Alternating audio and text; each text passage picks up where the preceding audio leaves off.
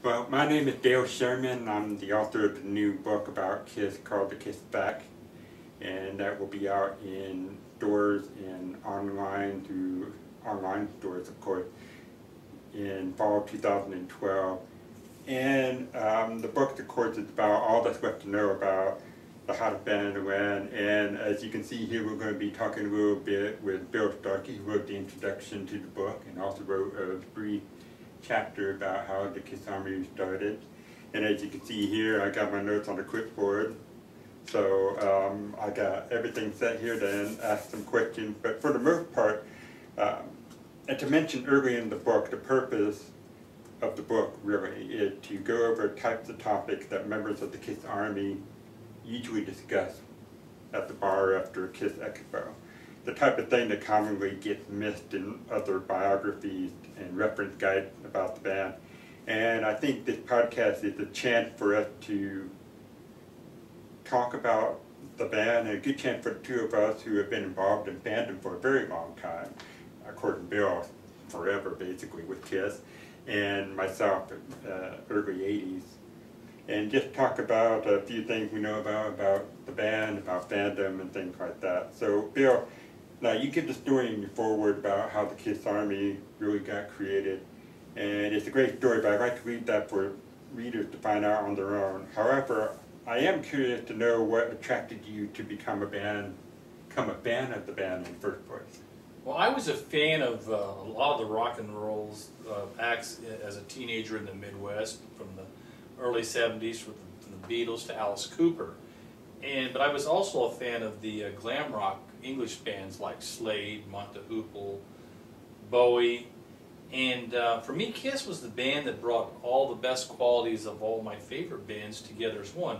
And initially I enjoyed the music, but once I saw them live, even though they were considered an opening act the times I'd seen them, sometimes third, fourth on the bill, I knew that I saw something special, and that's what drew me into the band that way.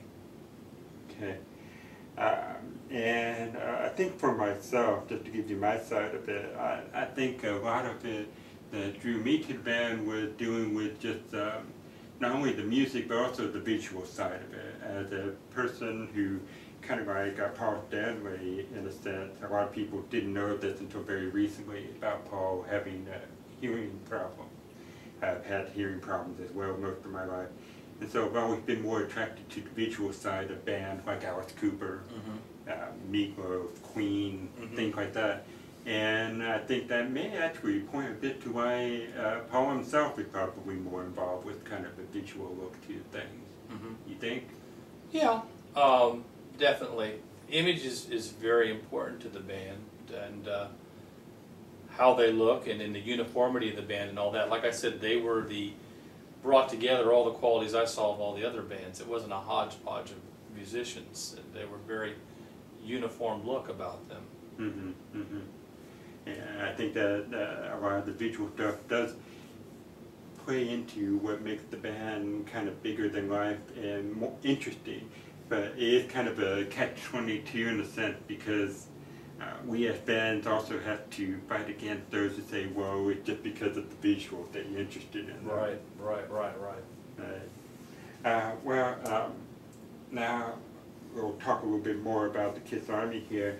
Because of your status as helping set up the Kiss Army as the official fan club for the band, you spent time with them just as they were really breaking through. What were they like back at that time? Well, you know, even though they had this dangerous reputation early on, I was surprised how professional they were and respectful. Because at that time, they scared a lot of parents. So, they didn't live up to that bad boy image for me. I mean, I was invited to parties and things like that, and it always impressed me how Gene and Paul always, abstained from drinking, smoking, drugs, and it had a big influence on me. And they were just very professional. And see, I can't make any comparisons because they were the only band I had met. But talking with other people in the industry who had other bands come through Terre Haute, they made the same. They had the same opinion that they were surprised how professional they were and how respectful and I mean, they didn't look the part that they conveyed to like most of the general public. So, you know, that I think was something that really impressed me. I mean, and to this day, that's why they're still around.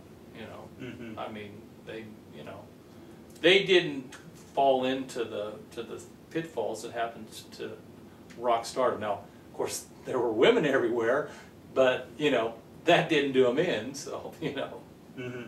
Now you mentioned, of course, just a second ago that you didn't really see anybody else but Kiss when it came to a band like that. Right. Now, of course, you were kind of there at the beginning where a lot of bands considered the band starting to break apart a little bit. Did you get any sense of that, and did you feel like, oh, well, any kind of infighting normal or anything like that? None. But then again, they were very image conscious to the point, you know, when I was allowed access to certain things, that if there were anything like that, it was really hidden well. But honest to God, I mean, I never heard any complaining or anything about each other. Or, I mean, they were still coming to grips with being headliners, and I never forget that one time that instead of doing interviews with Cream and Rolling Stone, I remember stopping and somebody said, "Well, you got an interview with Playboy next," and I'm thinking, "Wow!" I mean, now they're doing interviews with non-music publications and things like that. So they were really just coming into this huge thing where I mean, you were just wondering when was this going to end. So no, I didn't see any fighting at all. I mean, they just it was cool how everybody seemed to get along. Now they were four completely diverse people, but you know, when it came time to going up on stage and performing, it was, you know, they became one. So can't say that I saw anything. No. Okay. We're kind of getting off the Army track for a second.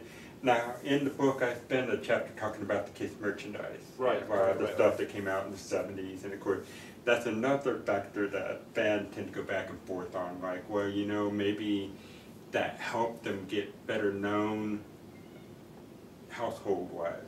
But also was a deterrent to the band in a sense, too, because it was like all these lunchboxes and dolls and stuff for the little kid. And, you know, you were an adult almost. Right. Basically an adult time. I was just wondering what you thought about that. Did you see anything? I saw it from the beginning, because I remember originally we made our own first Kiss t-shirts because we were upset that there weren't any. Matter of fact, when we would go to shows, we thought the shirts that the roadies had on were really cool, that were just these black shirts that had Kiss on the front. We wanted to do something like that, so we made our own Kiss shirts because we wanted to be able to get something like that. So eventually, yeah, I saw the first mass-produced Kiss shirts when Boutwell brought them out, and the belt buckles. But at that time, there were several years going by that's all they really did at the time. That I was associated with the fan club and had any kind of real input with them, and that's all as heavy as it got was the newsletters, and I really liked the newsletters. I wish at that time, see, that was like our little internet, because you didn't know what the band was doing. They came out quarterly. Right. They had tour information, and that's about as far as it went. And you know, that's as far as the merchandising that I saw. And maybe the kind of merchandising you're talking about came maybe later in the 70s than the 80s. Mm-hmm. And by that time, I was kind of undecided about the band, because I think once the solo albums came, that kind of caught me off guard. And I didn't care for the solo albums at the time because I was afraid this was kind of a divisive thing. You know, I understood that everybody needed to express themselves, but I was cautious about the solo albums. So I, you know, that was more alarming to me than the merchandising at the time, because I wasn't sure, is this the breakup of the band, you know? Yeah. So, I mean, let's face it, who back in the 70s did solo albums? Mm-hmm. Nobody else did but them. And nobody else could have probably. And, you know, so I was probably more alarmed by that than the merchandising. Okay. And it's kind of getting off some of the questions I have prepared, but you brought up something that I think a lot of fans don't quite know about you, and that's how long you were actually working with the Kiss Army. How long did that last? maybe three years. They were really great about phone calls, letters, and I was kind of like a consultant. The funny thing about it was that most of the people that were working for the Kiss Army, they were from Elton John's fan club, and many of them even expressed to me that they really didn't even care for the band, which at that time was fighting words to me, because I was kind of real intense fan, and so we eventually came to the center, because eventually some of them attended a show out in LA, and then they wrote back to me and said, well, now we understand why you like them, and we went from there, and even came to the point where they invited me out to LA for a while, and I got to go to the operation and see how things were done and all that. But it was just strictly just a genuine, you're a fan kind of thing, and I mean, it wasn't like I stood in front of products or anything like that, because you know, I was into the music and the image and all that. I wasn't really sure where this was going to go. So you know, that's as far as I got with it. I mean, it was maybe 3 years, so 4 years maybe. Okay. Do you get people who think that you're still involved somehow? Oh yeah, yeah. I went to a function, and the Chuck Garrick, I think, who's the bass player for Alice Cooper. The first thing he said to me when he met me, when we were introduced, he said, I never got my $5 Kiss Army membership kit. And I laughed, and I said, that's pretty cool, because I said, I haven't had any involvement with that for a while, but I thought that was cool that he mentioned that you know, when he said, well, this is the Kiss Army guy. Well, you know, I'd like to say that I had something to do with that, but then, you know, I didn't. So, but yeah, you get that kind of stuff. I mean, not as much as you used to, but you know, what do you expect for $5? You know. Again, we'll be getting back to the questions, but you keep bringing up things that I just want to talk to you about. I've noticed kind of a weird thing where when you're a fan and you become professionally involved with the people you're a fan of, sometimes it works well and sometimes it doesn't work well. What do you think are the advantages in having a fan involved like that, or maybe the disadvantages of having a fan involved? Well, the advantages are you know that person, and you probably have a certain factor where you know how reliable that person's opinion is. The drawback on that, though, is sometimes artists probably don't like to be told certain things, you know, that this isn't going to work or this will work. So, I mean, it works both ways.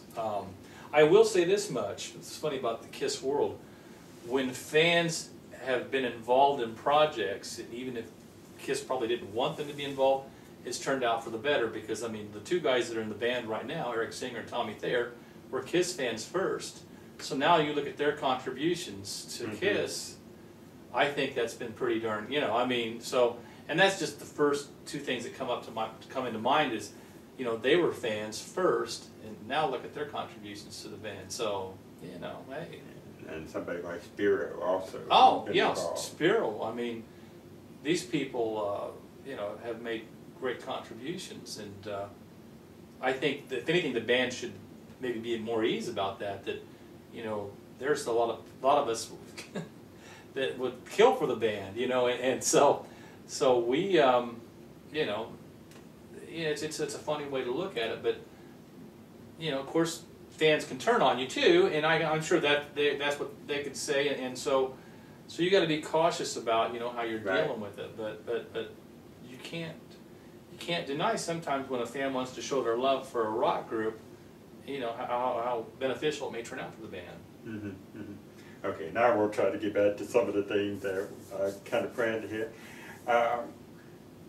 So, one thing I think is interesting, we both represent different decades of KISS fandom, really. Yet saw them in similar moments in their career. You saw them in the 70s when they were basically starting their way up. Well, I really got involved in the band around 82, 83, where the band was really starting to come back after all the stuff that happened with the Elder. Of course, I think anybody watching this knows the kind of downside to that whole unmasked Elder Creatures of the Night period where the band was really struggling. And I was started getting involved in fandom at the time with fanzines and stuff. Do you think the hunger to gain attention may have something to do with their work with fandom, because they were deeply involved with you as a fan going into this? And I noticed in the early 80s they became deeply involved in fandom again for a few years, up to like 90, 91. They were really deeply involved with fandom stuff. Well, I think they realized how much they meant to a lot of fans, and realized what made them famous. I think back in that era, they were trying to be something other than what KISS was, trying to find an audience, not realizing that their audience had never left them. And they also found out how much they meant to so many people.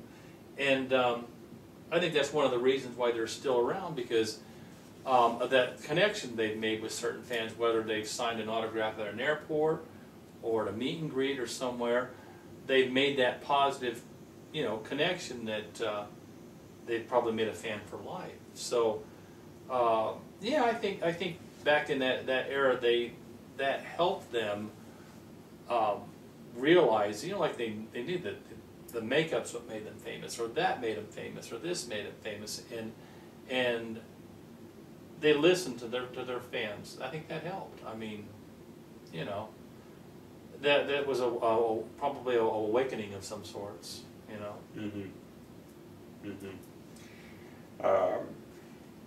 Now, you just brought up something and brought up something earlier, so I'll kind of mash them together. The internet in the 1990s really changed how information about the band came out.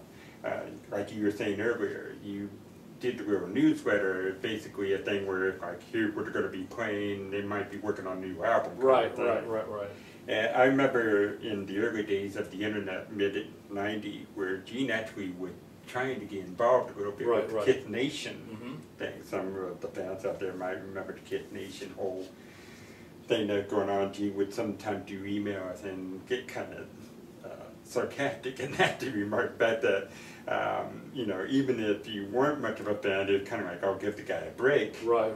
And do you think that sometimes the band wishes for the earlier days, the good old days, before everything was out on the internet, this very second hit there? Yeah, I definitely think they wish for the good old days, because things were much simpler. You could control the information. I think they were a little wary of the internet. They might have even been one of the last bands to actually have their own website. Now it's full blown. I think they're still even struggling with the social media. But one of the cool things that I think the band needs to understand is that we already know everything there is to know about the band. I mean, even one of the guys has their own reality show, which some people may doubt it's not reality, but that's really opening up your whole life to the fans. So I don't think that there's anything that's out there that we don't know, other than what your book's going to tell us, of course. But I guess you can equate KISS like with smoking. I mean, as KISS fans, we've always been told that they're bad for us, they're no good, and nothing good can come out of this of being a KISS fan. And we've lived off this for 35 years, and like smoking, we just continue to smoke. And we don't care. I don't care if it's disc jockeys are telling us this, or the Rock and Roll Hall of Fame, or whatever. So I think the band can rest assured that we already know everything pretty much that there is to know about the band. And we don't care. We don't care. I mean, we're still fans. It's just this age of information is nothing to be afraid of. Even if they put up a bad concert review, I've seen them. Don't care. Doesn't stop me from going to the next show. Doesn't stop me, because it just doesn't. We know when, it's just one person's opinion. So, yeah, that's something they're grappling with. But I think eventually they'll figure it out that it's you can't stop. You can't just stop the spread of information, and KISS fans are going to be KISS fans, and nobody's going to tell them, what they should like and what they shouldn't like. So we know everything about the band, right? Right. Now, one of the things I cover in the book, of course, is I think a fun topic, which is that doing with best and worst album covers. Right. what people think are really the best ones, and Mm-hmm. ones that are like, man, that could have worked, but it didn't quite come off. Right. And I just wanted to get your take on that topic. I love those first 5 or 6 albums because they were all so diverse, and there was no connection at all in the design work or anything from the first album to Hotter Than Hell to Dress to Kill, Kiss Alive, Rock and Roll Over, Love Gun. None of them. There's no connection at all, other than they were Kiss albums. I mean, it was even to the point as a kid in the 70s, you looked forward to the Kiss albums, not just for it being a new release, but you wanted to see what the artwork was going to be like, because you had no idea. I mean, because if you looked, like I said, just even at the first 3 or 4 albums, what connection is that? And we truly loved Kiss Alive because you could open it up and you had your 4 letters from the band members. Then you could pull out the sheet on the little insert on the inside, and then there were some concert photos. So if you were fortunate enough to see the band then, and other people hadn't, you'd say, "Hey, look what you're missing out on." So yeah, the artwork was real important back then. But the cool thing was how diverse it was. And yeah, like you said, they might have had some clunkers in there between, but you know, some might even say they're not clunker, because I know people that like Hot in the Shade or the Carnival Souls cover or something. I mean, or Psycho Circus. I mean, that's the cool thing about the diversity of the Kiss fans. Everybody's got an opinion. Yeah.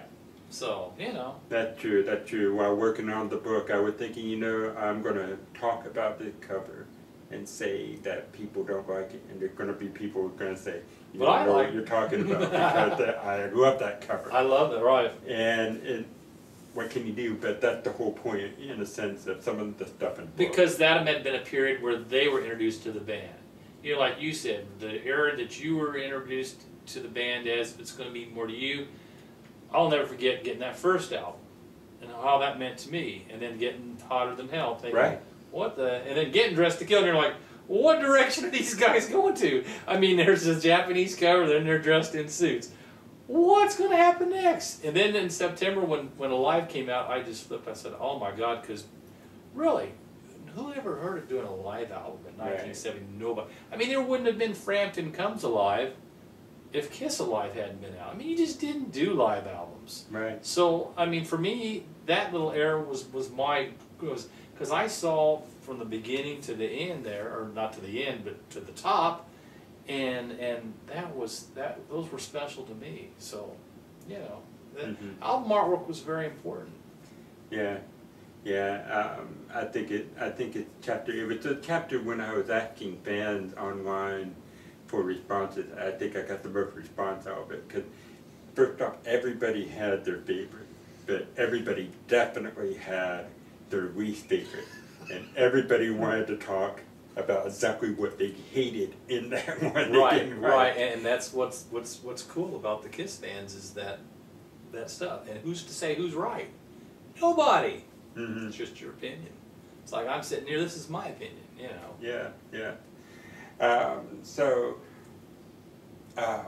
Well, let's get back a little bit into something more personal with you here, and that's, when was the last time you saw them? And do you feel a certain kinship with them after all these years, or just pretty much as a fan? I saw them on a concert 2 years ago on a cold night in Chicago.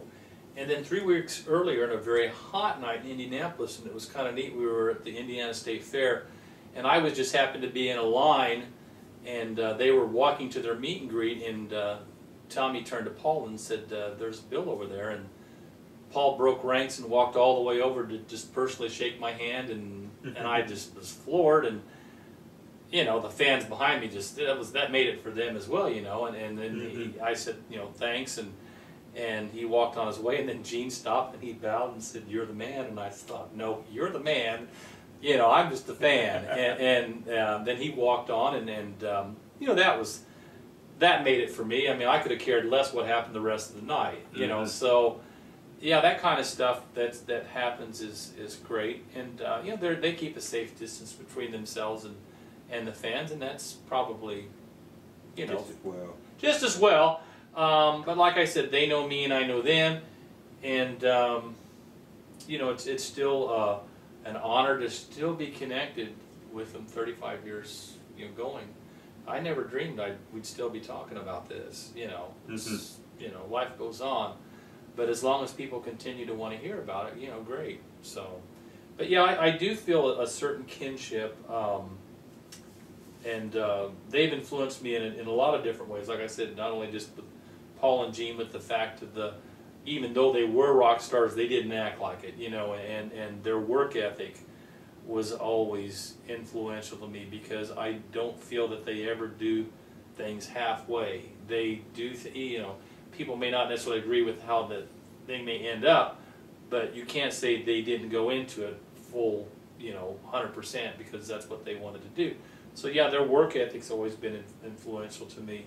Their attention to detail, it helped keep them around for a long time, and I like that too, because I'm able to like show my nieces and nephews, you know, what it was about, you know, and that's, you know, because I've had goofy people tell me, man, I wish I was back in the 70s. I'm like, oh, why? Disco and bad hair and bad clothes. No. But, you know, but I guess I wouldn't trade a lot of that, because I did see, you know, the you know, the cool bands. The cool bands, and Kiss was the top of the cool bands, and then and it was a cultural thing. I mean, you couldn't turn on TV without some Kiss thing, you know. Yeah. And so yeah, I definitely enjoy my place in history, and keep relish it. So. Okay. Let's kind of start wrapping this up, and this is again something we talk about, or I talk about, right, in the book, and that's to do with Kiss and where we see them in the next few years. I mean, really a lot recently, especially from Paul, we've been hearing kind of hints about things that may happen. He may be winding down from at least his involvement with the band. right. And so where do we see the band in the next few years? Is it going to be like a big blowout, continuing at this Kiss 2 thing with new players? Who knows? I like this question, because who would have thought that there would be such things as a Kiss cruise? I mean, you know, I mean, and when it first happened, I thought, no. And now we're doing the second one, and it's maybe an annual thing. So I mean, the sky's the limit. But yeah, I just saw recently, I read a Paul review where I think he was kind of like bracing us for the fact that you know, for his replacement.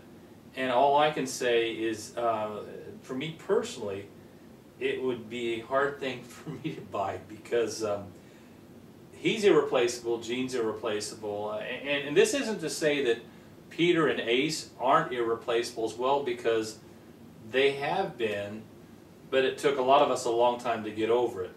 And here's where I think Paul is, I kind of disagree with him, is I think he's trying to sell us an image that he thinks this Kiss image is bigger than the personalities. And I've never looked at it that way. I like the personalities. I like the Paul personality, the Gene, now I love Tommy and Eric. And a good example that I would have to refute this is to say you have somebody like Bruce Kulick, who has a huge following and had made great contributions to the band. What is Bruce's image then? Because he never painted up. What is his image? Is that to say he didn't have anything to do with the band either? He did. Again, Bruce was a personality as well. It's the personalities in the band that sell the band, not the image. I don't think that they can just put anybody in there and we're going to buy it. Now, of course, if they did something really different, like maybe their Offspring, maybe we might see, you know, Paul son or Gene's son. We Kiss fans would probably go for that, but still, Paul Stanley's irreplaceable. Gene Simmons is irreplaceable. Mm-hmm.